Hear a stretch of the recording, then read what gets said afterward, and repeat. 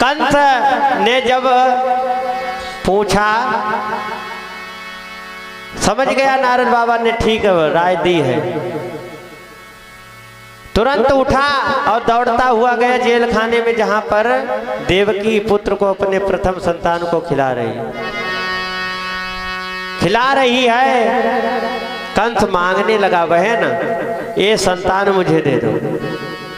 कंस जब मांगता है तो देवकी ने इनकार किया, लेकिन कंस दुष्ट है, उसे दया नहीं आई। कंस ने जबरदस्ती छीन लिया और कहा, सुनी कर कुछ समय हुआ यही मजबूर। वो नहीं दे रही थी पुत्र को और कंस छीन रहा था, आखिर में छीन ही लिया और कंस नीच ने कर दिया उस बालक का खून, उसे मार दिया जमीन से, प्राणांत हो गया।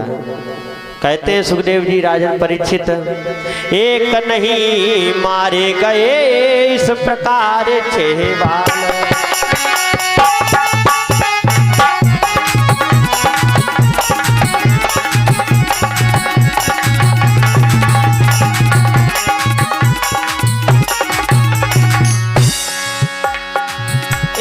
नहीं मारे गए इस प्रकार 6 बार, आगे कहना है हमें हरि माया का।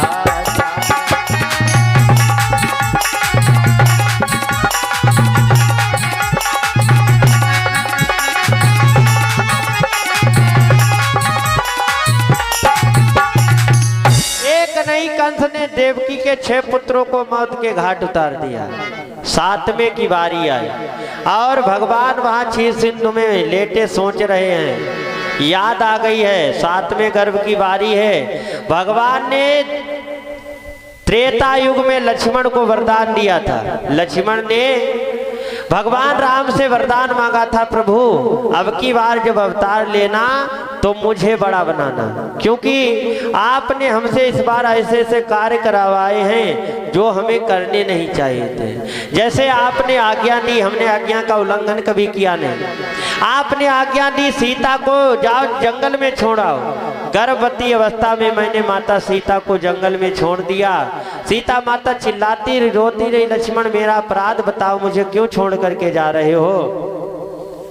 और मैंने आपकी आज्ञा का उल्लंघन न करने के लिए उनकी तरफ मुड़ करके भी नहीं देखा, छोड़ करके चलाया। इसलिए प्रभु अब की अवतार लेना तो मुझे बड़ा बनाना, ये लक्ष्मण ने वरदान मांगा था। भगवान वही कर रहे। भगवान ने आज क्या किया, योग माया को बुलाया और देवकी के गर्भ से 7वें उस संतान को खींच करके गोकुल में रोहिणी के गर्भ में पहुंचा दिया। भगवान की माया को देर नहीं लगी, कुछ भी कर सकती है। कंस को जब ये समाचार मिला कि देवकी का 8वां लाल खंडित हो गया तो वो बहुत हंसने लगा अष्टहास करके। हमारे डर के कारण देवताओं की वाणी भी मिथ्या होने लगी है। देवताओं ने तो कहा था 8 लाल होंगे, लेकिन 7वां तो इस पृथ्वी से आने से पहले ही मिट गया है। बहुत खुश हुआ है, लेकिन फिर उसे चिंता भी होती है क्योंकि अब बारी आ रही है 8वें लाल की। तो वो बड़ी तैयारियां करने लगा है, जेल के चारों तरफ पहरा लगाने लगा है। 8वें गर्भ की बारी थी, कंस के यहाँ तैयारी थी। अरे राजा था पहरेदारी में, जेल में बहनों में जारी।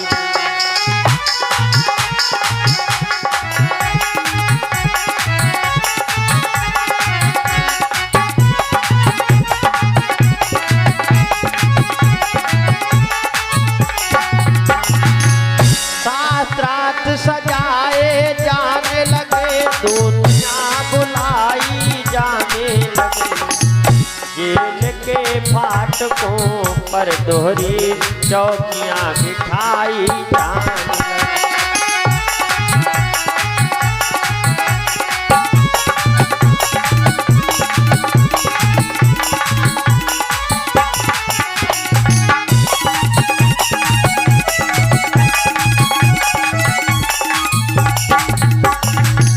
8वें गर्भ की बारी को देख करके कंस तैयारियां करने लगा। एक पहरेदार थे तो चार चार कर दिए हैं और जेल में देवकी वसुदेव पड़े हुए हैं। रात रात भर सब जागते हैं, पहरेदारी कर रहे हैं। देवकी के पास में दासियां एक नहीं चार चार लगी हुई हैं। रात रात कंस भी जागता है, सोता नहीं है और उसे नींद नहीं आती है क्योंकि मेरा काल आ रहा है। इधर देवकी वसुदेव जेल खाने में पड़े हुए भगवान को याद कर रहे हैं। कन्हैया, हे प्रभु, हमारे संकट को मिटाने के लिए कब आओगे? बड़ी मुसीबत है, जेल के इस बंदी गृह में पड़े हुए हैं जेल खाने में और हथकड़ियां बेड़ियां लगी हुई हैं। प्रभु, आपने उस त्रेता में वादा किया था, फिर क्यों नहीं हमारे संकट को मिटाने के लिए आ रहे हो? देवकी वसुदेव विनय करते हैं, कन्हैया अगर नहीं आए तो फिर बदनामी तुम्हारी हो जाएगी, फिर आने से क्या फायदा जब मेरे प्राण चले जाएंगे। और कहते हैं भगवान, और तेरी याद दिल में बसाए हुए, तेरी याद दिल में बसाए हुए।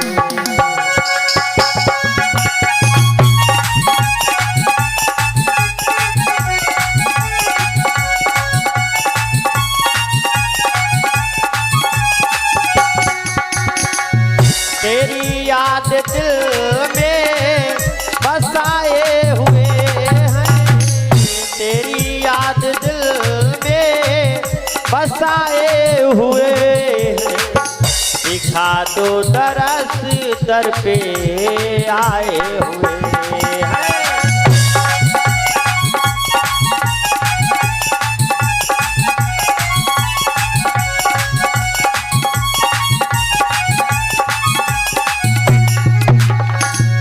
बांके बिहारी तेरी तिरछी नजरिया, बांके बिहारी तेरी,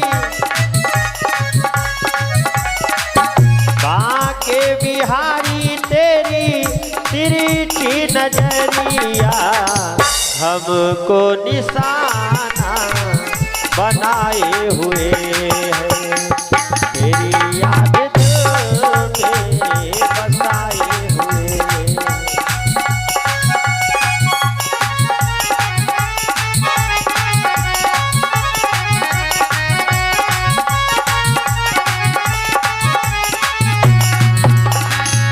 जमाने की राहों पे चल करके देखा।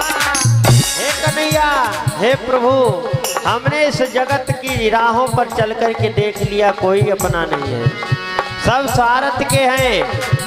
वक्त बिगड़ता है तो अपने भी बिगड़ जाते हैं। हम पर मुसीबत है, तुम्हारा सहारा है कन्हैया, तुम भी नहीं आते।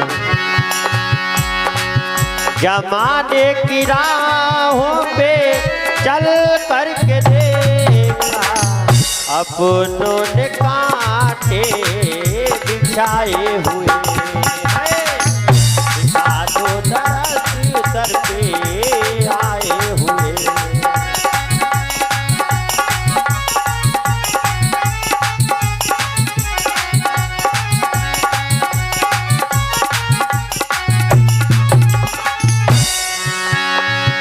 दिखा दो दरस दर पे आए हुए हैं।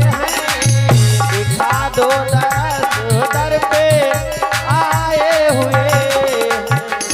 सताओ नहीं हमको सताए हुए, सताओ नहीं हमको सताए हुए। तेरी याद दिल में बसाए हुए, तुम्हारी याद हम दिल में बसाए हैं श्याम। तुम्ही ने तो वादा किया था।